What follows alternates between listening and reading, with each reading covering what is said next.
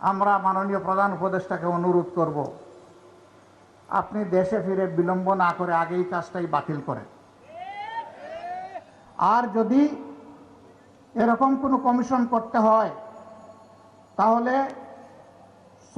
সকল শ্রেণী, পেশা, দল এবং আদর্শ থেকে মানুষকে নিতে হবে। সেখানে ইমানদার মহিলাদেরও প্রতিনিধিত্ব নিশ্চিত করতে হবে, যারা কোরআন হাদিসের পর্যাপ্ত জ্ঞান রাখেন।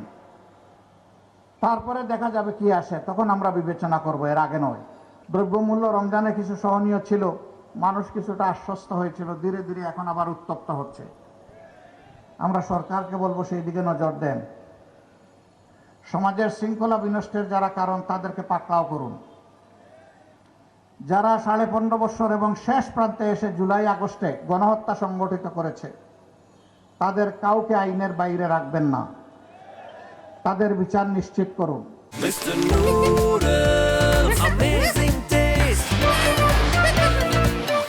এই বিগত সরকার যে জঞ্জাল 15.5 বছরের সৃষ্টি করেছে, তার পর্যাপ্ত ন্যায়ানুগ সংস্কার সাধন করুন। বর্তমান একটা নির্বাচন কমিশন হয়েছে, তারা বলেছেন ইতিহাসের সবচেয়ে ভালো নির্বাচন নাকি তারা উপহার দেবেন। আমরা তাদের একটু অ্যাসিড টেস্ট দেখতে চাই। তারা জাতীয় সংসদের নির্বাচন, যেটা দিয়ে দেশ শাসন হবে 5 বছরের জন্য জনগণের ম্যান্ডেট নিয়ে, সেই নির্বাচনের আগে তারা, জনগণ এখন সাফার করছে স্থানীয় সরকারের বিভিন্ন জায়গায় প্রতিনিধি না থাকার কারণে। স্থানীয় সরকার নির্বাচনটা দিন, আমরা দেখি আপনাদের সদিচ্ছা এবং সক্ষমতা কতটুকু, এটার প্রমাণ আপনারা পেশ করুন। যদি এতে জনগণ সন্তুষ্ট হয়, জনগণের পরবর্তী খেদমতের জন্য জনগণ আপনাদেরকে পূর্ণ সহযোগিতা দেবে।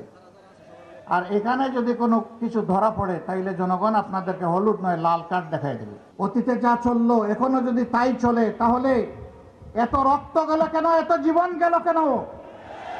এখানে শহীদের পিতারা, পরিবারের সদস্যরা এখানে উপস্থিত, তাদের সামনে আমাদের জবাবদিহি কি হবে? এই জাতির কাছে আমরা কিভাবে মুখ দেখাবো?